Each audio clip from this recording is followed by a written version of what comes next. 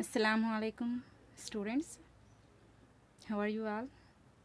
Hope you all are very good, safe, healthy at your home. This is your science teacher. Today we are entering into our third chapter, that is animals and their food. Let us see what are the contents and what are the learning outcomes of this lesson. Explain the food habits of different animals. Classify the organisms based on their food habits. Differentiate modes of getting food by different animals. Relate different phenomena based on adaptation of animals with their food habits.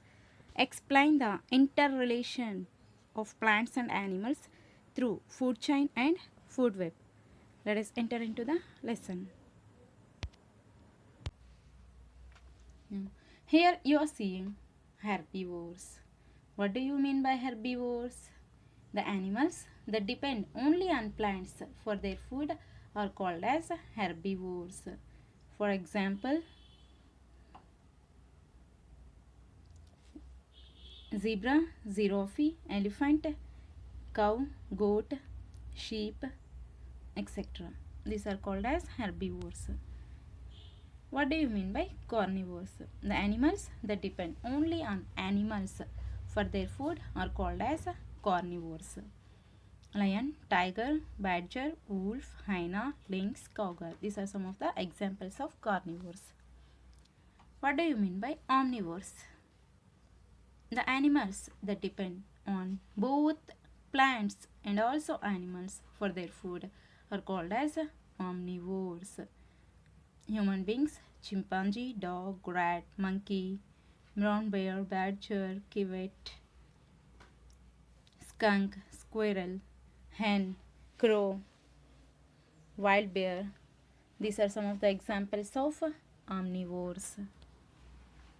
Next, you are seeing frugivorous animals. What do you mean by this frugivorous? The animals that feed mostly on raw fruits, succulent fruits like vegetables, roots, shoots, nuts, and seeds. And frugivore can be any type of herbivore or omnivore, where fruit is a preferred food type. These are frugivorous animals.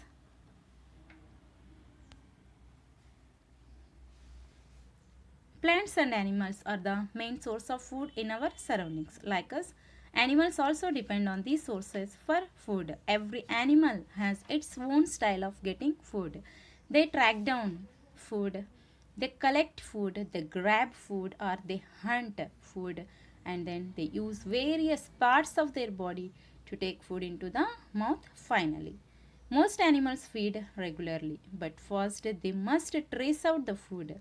To do this, they use a wide range of senses: smell, sight, hearing, taste, and touch.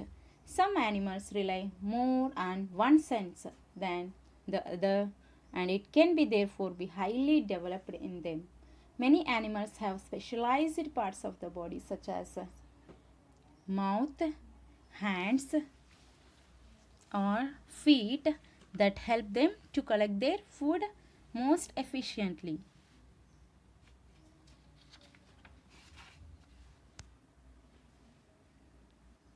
Now, if you see here, you're seeing here dog and frog feeding.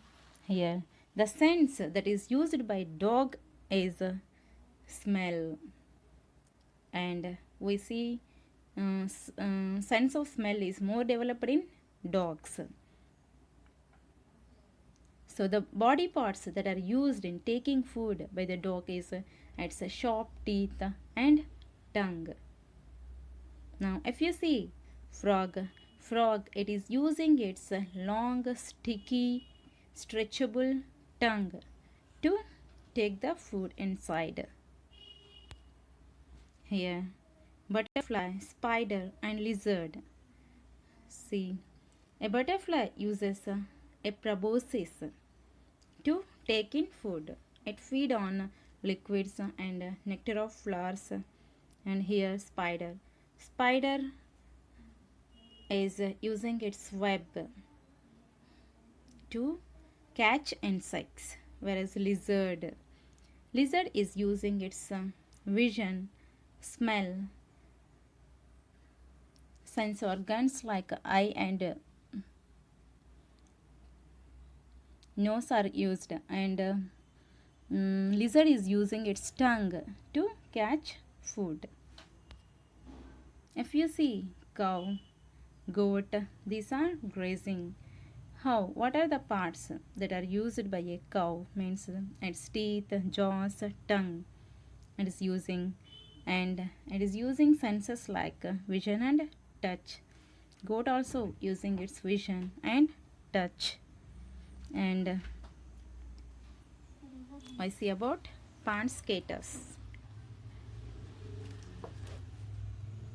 If you see, if you go near a pond, observe the pond skaters there. Observe how quickly they move from one side of the pond to the other to catch an insect that falls in water. Pond skaters detect ripples produced in water by any other insect trapped on the water surface. They compare the ripples on the opposite side of the pond caused by the legs of the insect struggling to move out. So, in detail, we will see about animals and their food in our next session. Up to that, Allah Hafiz.